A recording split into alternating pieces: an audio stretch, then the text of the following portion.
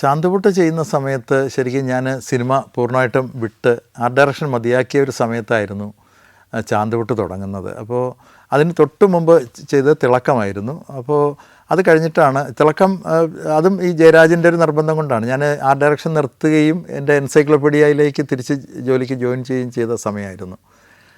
ദിലീപാണ് എന്നെ ചാന്തുപൊട്ടിലേക്ക് വിളിക്കുന്നത്. വിളിച്ച് ദിലീപ് തന്നെയാണ് ഫോൺ ലാൽ ജോസിന് കൊടുക്കുന്നു. അങ്ങനെയാണ് ചാന്തുപൊട്ടിലേക്ക് വരുന്നത്. ശരിക്കും ഒരു തീരദേശത്തു കൂടെ നടക്കുന്ന ഒരു കഥയാണ്. ആദ്യ ഭാഗമെല്ലാം ചേർത്തലയിലാണ് ഷൂട്ട് ചെയ്തത്. അവിടെ മിക്കവാറും വീടുകൾ സെറ്റ് തന്നെയായിരുന്നു. ദിലീപിൻ്റെ വീടായിട്ട് ചെയ്ത വീട് സെറ്റാണ്. ഒരു ഓലമേഞ്ഞ ഒരു വീടാണ്. എന്നിട്ടൊരു ഇടയ്ക്കൊരു ചെറിയൊരു തോടുണ്ട്, കനാൽ പോലെ. അതിലേക്കൊരു ബ്രിഡ്ജ് ചെയ്തു. അതിനപ്പുറത്ത് മാളച്ചേട്ടൻ്റെ വീട്, ഒപ്പം തന്നെ രാജൻ പി ദേവിൻ്റെ വീടിൻ്റെ ബാക്ക് പോർഷൻ മാത്രം നമ്മൾ എടുത്തുകൊണ്ട് ഫ്രണ്ട് നമുക്ക് സിനിമയ്ക്ക് വേണ്ടിയിട്ട് എക്സ്റ്റെൻഡ് ചെയ്യുമായിരുന്നു. അപ്പോൾ ചുരുക്കത്തിൽ അതെല്ലാം സെറ്റിട്ട് തന്നെയാണ് ആ പോർഷനൊക്കെ ചെയ്തത്. ദിലീപിൻ്റെ വീട് ചെയ്യുമ്പോഴത്തേക്കും കടലും ഈ വീടും തമ്മിലുള്ള ഒരു അടുപ്പം കാണിക്കണം. കടൽ തീരത്താണ് നടക്കുന്നത്. അപ്പോൾ അത്തരം ഒരു നല്ല ലൊക്കേഷൻ കണ്ടിട്ടാണ് അവിടെ ചെയ്യുന്നത്. ഈ മാളയുടെ വീടും ഇതിനോടനുബന്ധിച്ചുള്ള, കാരണം ഈ ക്യാരക്ടറുകളെല്ലാം ഒരുമിച്ച് സംഭവിക്കുകയും ഒക്കെ നടക്കുന്നതാണ്. അതുകൊണ്ട് തന്നെ ആ ഒരു ഏരിയയിലാണ് ഇവരുടെ രണ്ടുപേരുടെയും വീട് സെറ്റ് ഇട്ടത്. ഇതിന് സമാന്തരമായിട്ടാണ്. അപ്പോഴത്തേക്കും ഇവിടുത്തെ കാലാവസ്ഥയൊക്കെ പ്രശ്നമായി. അങ്ങനെ വരുമ്പോഴത്തേക്കും ഇതിന് മാച്ച് ചെയ്യുന്ന മറ്റ് സ്ഥലങ്ങൾ വേണം. അതുകൊണ്ട് ഞങ്ങൾ ഗോവയിലേക്കും പോണ്ടിച്ചേരിയിലും പോവേണ്ടി വന്നു. ആദ്യം നമ്മൾ ഷൂട്ടിംഗ് തുടങ്ങുന്നതിന് മുമ്പ് ഗോവയിലാണിത് പൂർണ്ണമായിട്ടും ചിത്രീകരിക്കാനായിട്ട് ആലോചിച്ചത്. അങ്ങനെ ഗോവയിലേക്ക് പോകുന്നത് ഡയറക്ടറും ആക്ടറുമായിട്ടുള്ള നമ്മുടെ Lal Jose, Benny P Nayarambala script writer, ഞാനും ആർട്ട് ഡയറക്ടർ. അങ്ങനെ ഞങ്ങൾ ഒരുമിച്ച് പോകുന്നു. ശരിക്കും ഡയറക്ടർ ലാലാണ് ഈ വാഹനം ഓടിച്ചിരുന്നത്. ഗോവയിൽ ചെന്നപ്പോഴത്തേക്കും രാത്രിയായി, ഭീകരമായ മഴയത്താണ് അവസാനം ഒരു തെങ്ങിൻ തോപ്പിൻ്റെ ഇടയിലൂടി ഇങ്ങനെ പോയി വണ്ടി നിന്നു. അവർ നേരത്തെ പോയിട്ടുണ്ട് അവിടെ. അതുകൊണ്ട് കൃത്യമായിട്ട് അവർക്ക് ആ ലൊക്കേഷനും എല്ലാം അറിയാം. രാത്രിയാണ്, ഒന്നും കാണുന്നില്ല. അപ്പോഴത്തേക്കും ഒരു ഹിന്ദിക്കാരൻ ഒരാളാണ് അതിൻ്റെ കസ്റ്റോഡിയൻ. അയാൾ വന്നിട്ട് ഈ നമ്മുടെ കോട്ടേജും അതിൻ്റെ അടുത്ത ഒരു റെസ്റ്റോറൻറ്റ് ഇയാൾ നടത്തുന്നുണ്ട്. ഇയാൾ വന്ന് നമുക്ക് താക്കോല് തുറന്നു തരുന്നു. ഞങ്ങൾ രാത്രി ക്ഷീണിച്ച് വരുന്നു, ഡ്രസ്സ് മാറുന്നു. അപ്പോൾ ലൈറ്റൊന്നും ഇല്ല അവിടെ, ഒരു മെഴുകുതിരി വെട്ടം മാത്രമേ ഉള്ളൂ. അത് കഴിഞ്ഞ് രാവിലെ എണീറ്റ് നോക്കുമ്പോഴാണ് ശരിക്കും ഭയങ്കര മഴയും കടൽക്ഷോഭവും ഒക്കെ വന്നിട്ട് ഈ കടലിൻ്റെ തിരമാല വന്ന് ഈ ഹട്ടിൻ്റെ പടി വരെ വന്ന് അടിക്കുകയാണ്. അതൊരു ഞെട്ടിക്കുന്നൊരു അനുഭവമായിരുന്നു. നമ്മൾ പേടിച്ചു പോയി ശരിക്കും. കാരണം പകലിത് വന്ന സമയത്ത് രാത്രി ഇത് കാണുന്നില്ല. നേരം വെളുത്ത് നോക്കുമ്പോഴാണ് ഇതിൻ്റെ അറ്റത്താണോ കിടക്കുന്നതെന്നുള്ളൊരു ഭയം തോന്നി. എന്നിട്ട് പിന്നെ ഈ മഴ സീസണൊക്കെ ആയതുകൊണ്ട് തന്നെ ലൊക്കേഷൻ നമുക്ക് കേരളത്തിലേക്ക് പിടിക്കാമെന്ന് പറഞ്ഞിട്ട് ഇവിടെ വന്ന് അങ്ങനെയാണ് ഈ ചേർത്തലയിൽ ലൊക്കേഷൻ സെറ്റിടുകയും അവിടെ ഷൂട്ടിംഗ് തുടങ്ങുന്നത്. അപ്പോഴത്തേക്കും ഇവിടെ വീണ്ടും മഴ തുടങ്ങി അന്വേഷിക്കുമ്പോൾ കുഴപ്പമില്ല, ഗോവയിൽ ഇപ്പോൾ ശാന്തമാണ് എന്ന് പറഞ്ഞു. മഴയൊക്കെ മാറി, ആ സീസൺ മാറി. പിന്നെ വീണ്ടും നമ്മൾ ഇവിടുന്ന് അവിടെ പോകുന്നു. അപ്പോൾ അവിടെ ഒരു സെറ്റ് ഇടേണ്ടതുണ്ടായിരുന്നു. ഭാവനയുടെയും ബിജു മേനോൻ്റെയും വീടായിട്ടുള്ള ഒരു വീട്, അതിൻ്റെ സെറ്റ് ഇടണം. അപ്പോൾ അത് പാലോലം ബീച്ചിലാണ്. അവിടുത്തെ പ്രത്യേകത എന്ന് പറയുന്നത്, ഈ വേലിയേറ്റ സമയമാകുമ്പോഴത്തേക്കും ഈ ബീച്ചിലെ വെള്ളമെല്ലാം കയറി ഈ നമ്മൾ സെറ്റിടുന്നതിൻ്റെ അവിടെ ഒരു തടാകമുണ്ട്, വലിയ തടാകമാണ്. അത് വേലി ഇറക്കം വന്നു കഴിഞ്ഞാൽ ഇത് പൂർണ്ണമായിട്ടും ഒരു തുള്ളി വെള്ളം പോലും ഇല്ലാത്ത തരത്തിൽ പൂർണ്ണമായിട്ടും ഈ വെള്ളം അങ്ങ് മാറുകയും ചെയ്യും. അവിടെ ഒരു പ്ലേ ഗ്രൗണ്ട് പോലും ആകും. അവിടെ കുട്ടികളൊക്കെ ബോളൊക്കെ കളിക്കാറുണ്ട്. പക്ഷേ ഈ വേലിയേറ്റത്തിൻ്റെ സമയത്ത് ഇതിലേക്ക് വെള്ളം വന്ന് നിറയുന്നതോടുകൂടി തന്നെ കരയ്ക്ക് കയറ്റി വെച്ചിരിക്കുന്ന ബോട്ടുകളുണ്ട്, ചെറിയ ബോട്ടുകൾ. അത് ഇങ്ങനെ തുഴഞ്ഞ് അതിനകത്തേക്ക് ഇറക്കും. സഞ്ചാരികളെയും കയറ്റി, അവിടെ ടൂറിസ്റ്റുകൾ ധാരാളം വരുന്ന സ്ഥലമാണ്. സഞ്ചാരികളും കയറ്റി ഈ ബോട്ടിലൂടെ ഏകദേശം ഒരു മലയുടെ അടിവാരം വരെ ഇതിൽ പോയിട്ട് അവർ തിരിച്ചു വരുന്ന ഇതിൻ്റെ സമീപത്താണ് ഞങ്ങൾ ഈ ഭാവനയുടെ വീട് സെറ്റിട്ടത്. ഈ സാധാരണഗതിയിൽ ഏത് സിനിമയ്ക്കും സെറ്റിടുന്നതെന്ന് പറഞ്ഞാൽ ഈ മദ്രാസ് കാർപ്പൻറ്റേഴ്സാണ്. അവർ നമ്മൾ ഡിസൈൻ കൊടുക്കുന്നു, അതിൻ്റെ വലിപ്പം പറയുന്നു, എന്തൊക്കെയാണ് ആവശ്യങ്ങളെന്ന് പറയുന്നു. അതനുസരിച്ച് അവർ ഡിസൈൻ കൊടുത്തു കഴിഞ്ഞാൽ ഈ കാർപ്പൻറ്റേഴ്സ് പലരായിട്ട് പല മരത്തിൻ്റെ ചുവട്ടിലിരുന്ന് ഒരു പോർഷൻ അവർ ചെയ്യുന്നു, മറ്റൊരാൾ വേറൊരു പോർഷൻ ചെയ്യുന്നു. അങ്ങനെ ഒരു 3-4 ദിവസമായിട്ട് സെറ്റിൻ്റെ പണി നടന്നു കഴിഞ്ഞു. അപ്പോൾ ഇതിനിടയിൽ ഒരു അയർലൻഡുകാരനൊരു ഡോക്ടറുണ്ട്. അയാളൊരു ഷർട്ടൊന്നും ഇടാതെ ഒരു സൈക്കിളുമായിട്ട് ഇങ്ങനെ ഹരേ രാമ ഹരേ കൃഷ്ണ എന്നൊക്കെ എഴുതിയ ഒരു മുണ്ട് കൊടുത്ത് ഇങ്ങനെ പലപ്പോഴും അതുവഴി ഇങ്ങനെ പോകുന്ന കാണാം. അയാൾ മിക്കവാറും രാവിലെ പോവും, ഒരു വൈകുന്നേരം ഉച്ച കഴിയുമ്പോഴൊക്കെയാണ് തിരിച്ചു വരുന്നത്. അയാൾക്ക് അവിടെ ഒരു കോട്ടേജൊക്കെ ഉണ്ട്, ഈ പുഴയിലേക്ക് ഇറങ്ങി നിൽക്കുന്ന ഒരു കോട്ടേജാണ്. അപ്പോൾ ഇയാൾ ഹായ് പറഞ്ഞ് അങ്ങനെ പോവും. ഒരു ദിവസം ഇയാൾ പോയി, രാവിലെ പോയി വൈകുന്നേരം വരുമ്പോഴത്തേക്കും ഈ ഭാഗത്ത് ഒരു വീട് പൂർണ്ണമായിട്ടും ഫിക്സ് ചെയ്ത് കഴിഞ്ഞു. ഇയാളെ സംബന്ധിച്ചിടത്തോളം ഒരു അത്ഭുതമായിരുന്നു. കാരണം നമ്മൾ ഈ പീസായിട്ട് പലയിടത്തായിട്ട് ഇട്ട് ചെയ്തത് ഫിറ്റ് ചെയ്യാനായിട്ട് ഒരു അര ദിവസമൊക്കെ മതി അവർക്ക്, കാർപ്പൻറ്റേഴ്സിന്. അതിൻ്റെ റൂഫ് വരെ ചെയ്ത് എല്ലാം കഴിഞ്ഞപ്പോഴാണ് ഇയാൾ വരുന്നത്. ഇയാൾക്ക് അത്ഭുതമായി. അതോടുകൂടി ഇയാൾ ഭയങ്കരമായിട്ട് നമ്മുടെ ഈ കൂടെ അങ്ങ് ചേരാൻ തുടങ്ങി. ഈ ഡോക്ടറെ സംബന്ധിച്ചിടത്തോളം എന്ന് പറഞ്ഞാൽ ഒരു 4 പേര് ചേർന്ന് ഒരു ഹോസ്പിറ്റൽ നടത്തുന്നുണ്ട്. അപ്പോൾ അതിൽ 3 മാസം ഒരു ഡോക്ടറും, അങ്ങനെ 3 മാസം വീതം ഓരോ ഡോക്ടർക്കും ചുമതലയാണ്, 4 ഡോക്ടർ. അപ്പോൾ അതിൻ്റെ ഇൻകം മുഴുവൻ ഇവർ ഷെയർ ചെയ്യുകയാണ്. അപ്പോൾ ഈ ഡോക്ടറെ സംബന്ധിച്ചിടത്തോളം 3 മാസമേ അയാളവിടെ ഹോസ്പിറ്റൽ നോക്കേണ്ടതുള്ളൂ. ബാക്കി 9 മാസവും ഇയാൾ സഞ്ചാരിയായിട്ട് ഇങ്ങനെ നടക്കുകയാണ്. അവരുടെ ഒരു ജീവിതത്തിൻ്റെ ഒരു ഭാഗമാണല്ലോ സഞ്ചാരം. അത് അങ്ങനെ നടക്കുന്ന ഒരു അനുഭവം. ഇത് കഴിഞ്ഞ് ഇയാൾ വന്നു. എന്നിട്ട് ഞങ്ങളെ വിളിച്ചിട്ട്, ഞാനും അവിടെ ഒരു മാനേജർ ഉണ്ടായിരുന്നു, ഞങ്ങളെ വിളിച്ച് അന്ന് അടുത്ത ദിവസം വൈകുന്നേരമായപ്പോൾ പറഞ്ഞു നമുക്കൊരു കാഴ്ച കാണാൻ പോകാമെന്ന് പറഞ്ഞിട്ട് എന്നെ വിളിച്ചുകൊണ്ട് പാലോലം ബീച്ചിൻ്റെ ഒരു ഭാഗം പാറക്കെട്ടുകളാണ്, വലിയ വിള്ളൽ വീണ് നിൽക്കുന്ന പേടിപ്പെടുത്തുന്ന പാറകളാണ്. ഇതിലൂടെ ഇയാൾ എന്നെയും വിളിച്ചുകൊണ്ട് പോയി. ഒരു അസ്തമയം കാണാനാണ് ഇയാൾ വിളിച്ചുകൊണ്ട് പോകുന്നത്. ശരിക്കും സൺസെറ്റ്, ഇത്രയും മനോഹരമായ സൺസെറ്റ് ഞാൻ കണ്ടിട്ടില്ല. വളരെ വലിയ സൂര്യനാണ് അസ്തമിക്കുന്നത്. അപ്പോൾ അങ്ങനെ ഇയാൾ കയറി ആ പാറയുടെ ഏറ്റവും മുകളിലേക്ക് ഞങ്ങളെ കൊണ്ടുപോയപ്പോഴത്തേക്കും തിരിച്ചിറങ്ങുന്ന കാര്യം ആലോചിച്ചപ്പോഴും തന്നെ നമുക്ക് ഭയം തോന്നി. കാരണം സന്ധ്യയാവുന്നു, ഇരുട്ടുന്നു. അപ്പോൾ ഒരു ഭയം ഉണ്ടായിരുന്നു. അവിടെ ഇങ്ങനെ കണ്ടു നിൽക്കുമ്പോഴാണ് വളരെ അകലെയായിട്ട് ഒരു ഗസൽ പോലെ ഒരു മനോഹരമായൊരു ഗാനം ഇങ്ങനെ കാറ്റിലൂടെ കേൾക്കുന്നു. അപ്പോൾ അത്ഭുതപ്പെട്ടു. ഈ കുന്നിൻ്റെ മുകളിൽ നിന്ന് ഇത് എവിടെ നിന്നാണ് ഈ ഗസൽ കേൾക്കുക? ഗസൽ പോലത്തെ ഒരു സോങ് കേൾക്കുന്നുണ്ട്. അങ്ങനെ അത്ഭുതപ്പെട്ട് നിൽക്കുമ്പോൾ അയാൾ പറഞ്ഞു അത് പിന്നെ കാതറിനാണ് എന്ന് പറഞ്ഞ് ഈ സായിപ്പ് പറയുക. അപ്പോൾ ഓക്കെ. അപ്പോൾ ഞാൻ വിചാരിച്ചു ഇത്രയും അകലെ നിൽക്കുന്നു അവരിനി ഇത് എങ്ങനെ തിരിച്ചു വരുന്നത്? ഈ വരുന്നതിൻ്റെ ഇടയിലൊക്കെയാണ് ഈ പാറ വിള്ളൽ വീണ് ഇങ്ങനെ ഇരിക്കുന്നത്, ഡീപ്പാണ് അതിൻ്റെ. അപ്പോൾ എന്തെങ്കിലും കാല് തെറ്റിക്കഴിഞ്ഞാൽ പിന്നെ കിട്ടില്ല, ഒരാളെ അറിയുകയില്ല.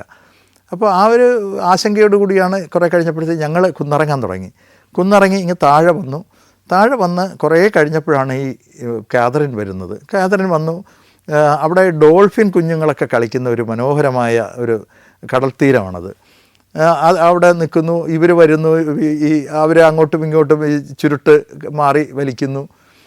അവർ കൊണ്ടുവന്ന് ആപ്പിൾ എടുത്തിട്ട് പങ്കുവച്ചിട്ട് എല്ലാവർക്കും കൊടുക്കും, ഞങ്ങൾക്കുമൊക്കെ തരുന്നു. ഇതെല്ലാം കഴിഞ്ഞ് ഞങ്ങൾ നടന്നു വരുമ്പോഴത്തേക്കും വേലിയേറ്റത്തിൻ്റെ സമയമായി.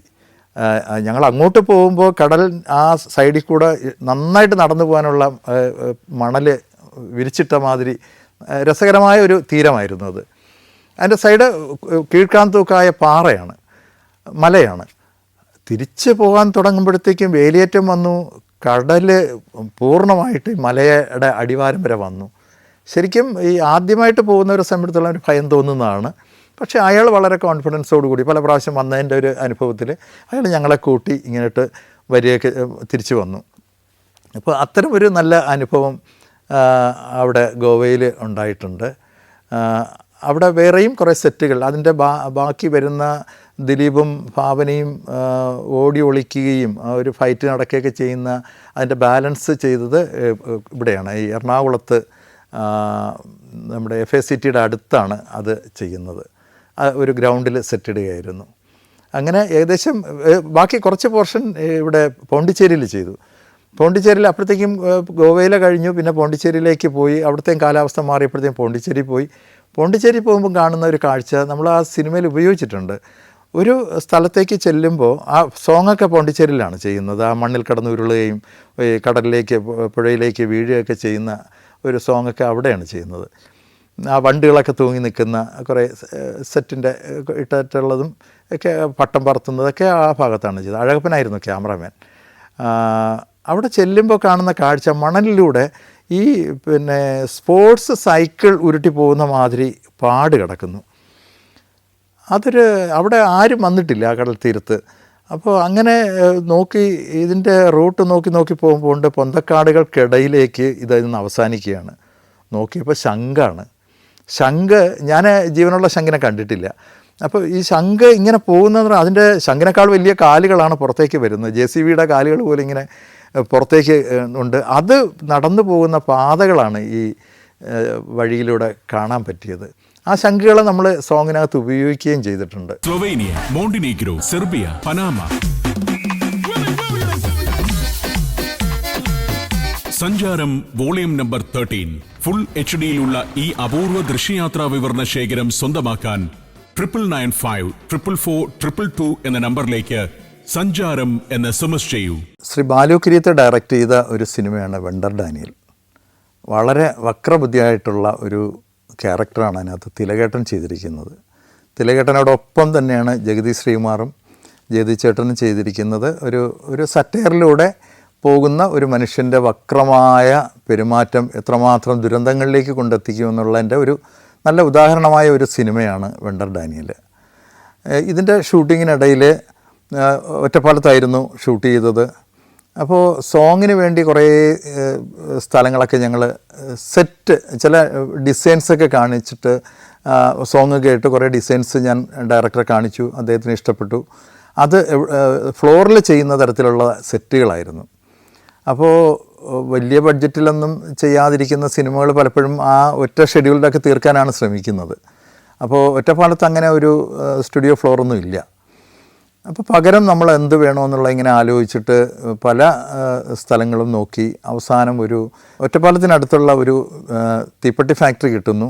അത് വൃത്തിയാക്കിയെടുത്ത് അത്യാവശ്യം ഒരു ചെറിയ സെറ്റിടാവുന്ന രീതിയിൽ ചെയ്തു. അങ്ങനെ സോങ്ങിന് വേണ്ടി ഒരു 6ഓളം സെറ്റുകൾ ഒരേ സ്ഥലത്ത് തന്നെ മാറി മാറി ചെയ്തു. അതിൽ ഒരു സെറ്റ് വളരെ സിമ്പിളായിട്ടുള്ള സെറ്റുകളാണ്. ഒരു സെൻറ്ററിലൊരു ലൈറ്റും അതിൻ്റെ ചുറ്റും ഒരു തരം തറച്ചക്രത്തിൽ നിന്ന് നിറങ്ങളിങ്ങനെ വീഴുന്ന മാതിരി ഉള്ള ഒരു റൗണ്ടിലേക്ക് ഇങ്ങനെ വീഴുന്ന മാതിരി കളറൊക്കെ സ്പ്രെഡ് ചെയ്തിട്ട് കുറേ പ്രോപ്പർട്ടീസൊക്കെ വെച്ചിട്ട് ചെയ്ത ഒരു സെറ്റാണ്. അത് സെറ്റ് ചെയ്ത് കഴിഞ്ഞിട്ട് ഫിനിഷ് ചെയ്തിട്ട് ഞാൻ പുറത്തേക്ക് പോയി. തിരിച്ച് വരുമ്പോൾ കാണുന്നത് ഇതിന് ഒരിക്കലും മാച്ച് ചെയ്യാത്ത കുറേ ബ്ലൂ കളറ് ഇതിൻ്റെ ഓപ്പോസിറ്റ് സൈഡിലേക്കൊക്കെ വാരി ഇങ്ങനെ എറിഞ്ഞിരിക്കുന്നു. എനിക്ക് ആകെ ദേഷ്യവും സങ്കടമൊക്കെ വന്നു. ഇതാരിത് ഇങ്ങനെ നശിപ്പിച്ചു എന്ന് പറഞ്ഞ് ചോദിക്കുമ്പോഴത്തേക്കാണ് എൻ്റെ അസോസിയേറ്റായിട്ടുള്ള ഒരു ആർട്ടിസ്റ്റാണ് TS ഹരി എന്ന് പറയുന്ന ആർട്ട് ഡയറക്ടറായിരുന്നു, അസിസ്റ്റൻ്റ് ആർട്ട് ഡയറക്ടറായിരുന്നു.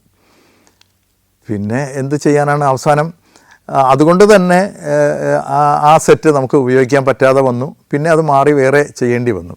അപ്പോൾ പലപ്പോഴും നമ്മളെന്താണ് കൺസീവ് ചെയ്യുന്നതെന്ന് അറിയാതെ നമ്മുടെ സഹായികൾ നമ്മളെ സഹായിക്കാൻ വേണ്ടി ചെയ്യുന്നത് ചിലപ്പോൾ ഗുണകരമല്ല, ദോഷമായിട്ടാണ് പലപ്പോഴും മാറാറുള്ളത്. ഈ ചിത്രത്തിൽ തന്നെ ലാസ്റ്റ് ഇദ്ദേഹത്തിൻ്റെ വക്രബുദ്ധി കൊണ്ട് ഉള്ള നഷ്ടങ്ങൾ മുഴുവൻ സംഭവിക്കുന്നു. അവസാനം മകൻ ഒരു പ്രേമിച്ച പെണ്ണിൻ്റെ കൂടെ പോകുന്നു. ഇതിൽ കോപിഷ്ഠനായ അദ്ദേഹം ആ മകൻ്റെ വധുവിനെ കൊല്ലാനായിട്ട് ഒരു ഗുണ്ടാസംഘത്തെ ഏൽപ്പിക്കുകയാണ്. വാടക കൊലയാളിയെ ഏൽപ്പിക്കുന്നു. ഇവർ തമ്മിലുള്ള സംഘർഷത്തിൽ ശരിക്കും ഇദ്ദേഹത്തിൻ്റെ മകനാണ് മരിക്കുന്നത്. അതിൽ ആത്മനൊമ്പരം വന്നിട്ട് ഏക മകനാണ്, ഇനി എന്തിന് ജീവിച്ചിരിക്കുന്നു എന്നുള്ള ചിന്തയിൽ ഏകാഗിയായിട്ട് ഇരിക്കുന്ന സമയത്ത് അദ്ദേഹം കാണുന്ന ഒരു വിഷ്വൽസ് ഉണ്ട്. അദ്ദേഹത്തിൻ്റെ ഉണർന്നിരിക്കുമ്പോൾ തന്നെ അദ്ദേഹത്തിന് തോന്നുന്നതാണ്. അയാളുടെ ശിരസിൻ്റെ മുകളിൽ ഇങ്ങനെ ഒരു വാള് കടന്ന് ആടുന്നു, എപ്പോൾ വേണമെങ്കിലും നിലത്ത് വീഴാവുന്ന തരത്തിൽ.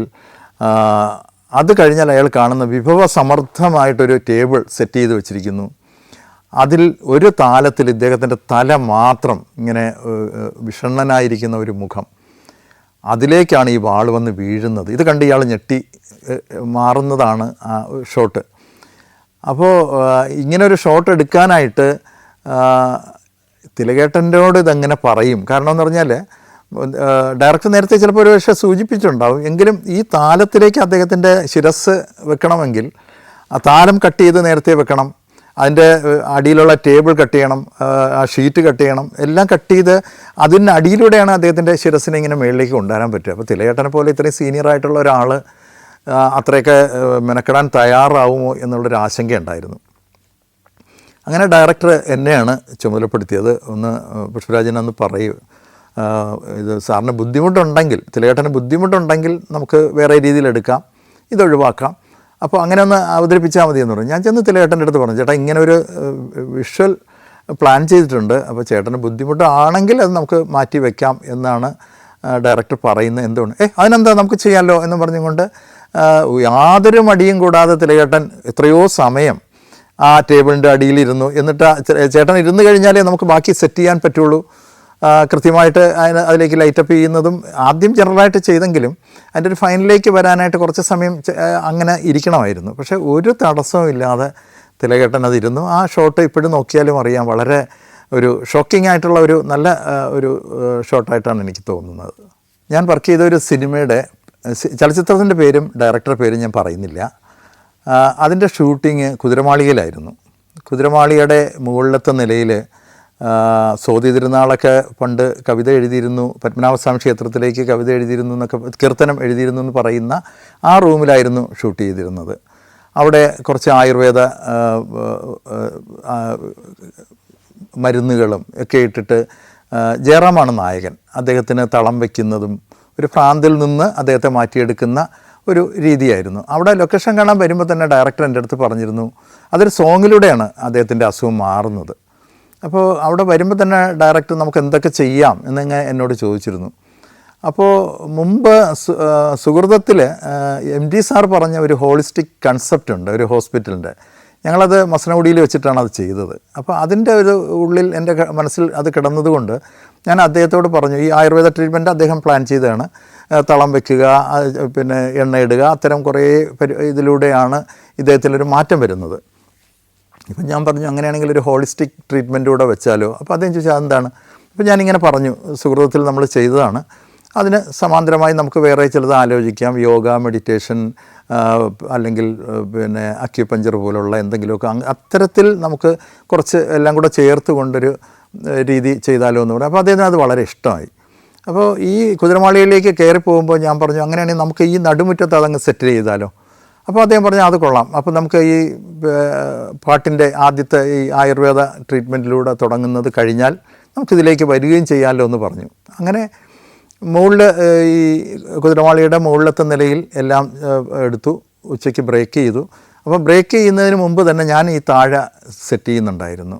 പല യോഗ പോസുകൾ, ചില താന്ത്രിക് ചിഹ്നങ്ങൾ, ഒരു ഡിവൈൻ മൂഡ് വരുന്ന തരത്തിലുള്ള പല വിളക്കുകളൊക്കെ തൂക്കി, ചില കൊടിക്കൂറുകളൊക്കെ ഇട്ട് ഒരു വ്യത്യസ്തമായ ഒരു ആത്മീയത ബോധ്യപ്പെടുന്ന തരത്തിലുള്ളൊരു സെറ്റപ്പാണ് അവിടെ ചെയ്തത്.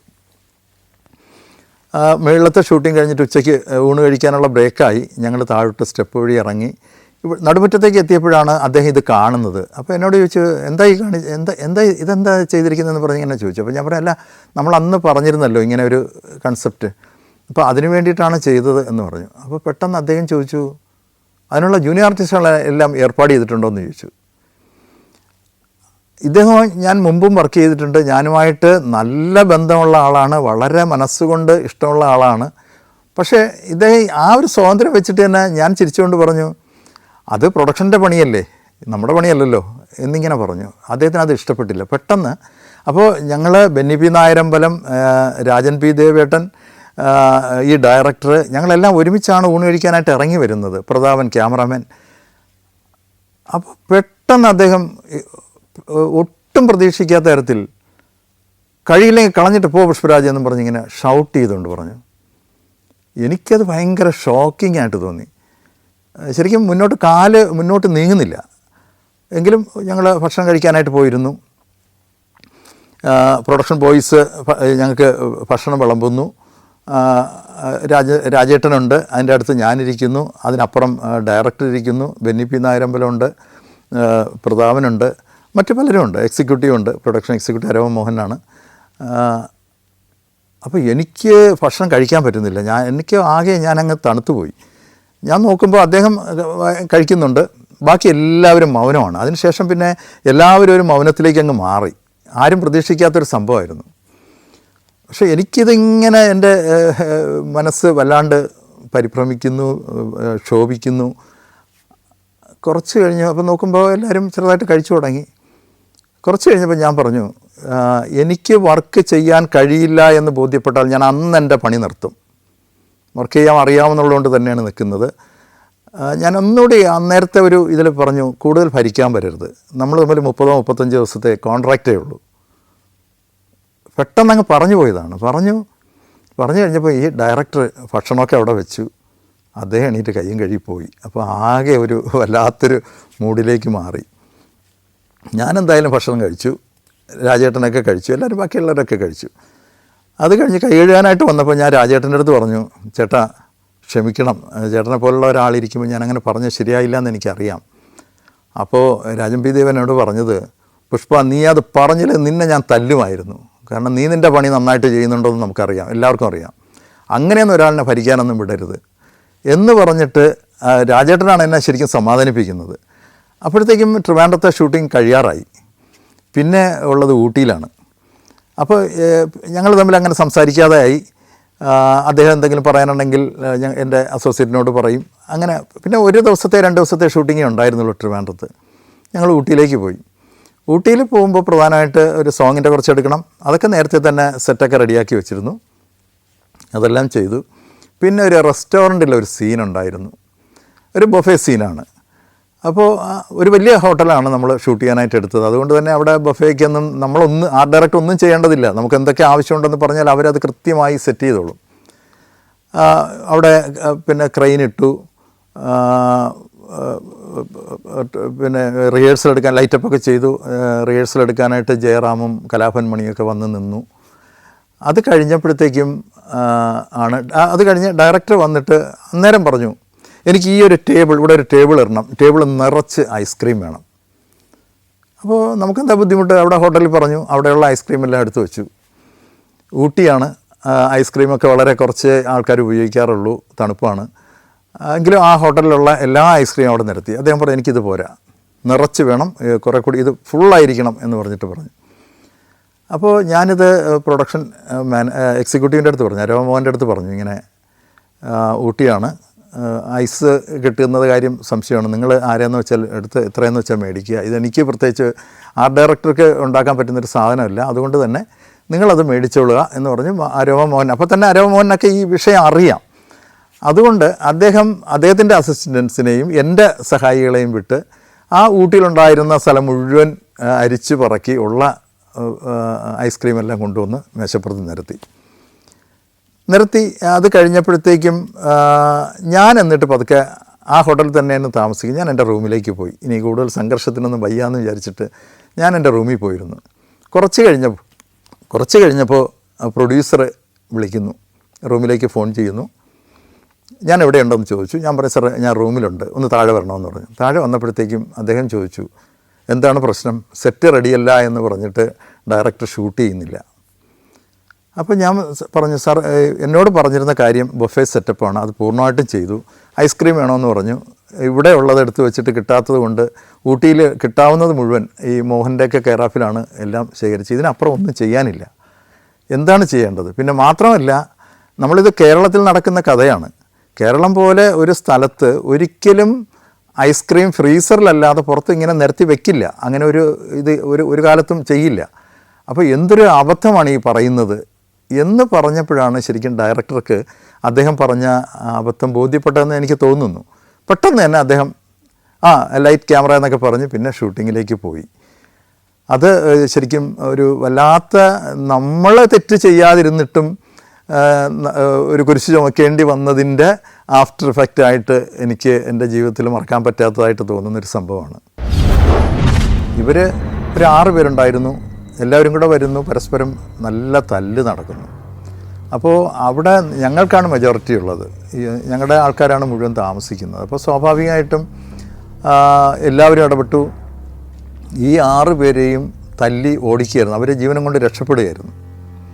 രാത്രി ഒരു 10:30-11 മണി ആയപ്പോഴത്തേക്കും കൊണ്ട് ആയുധങ്ങളുമായി ഒരു വലിയൊരു സംഘം ഹോട്ടലിലേക്ക് ഇരച്ചെത്തുന്നു.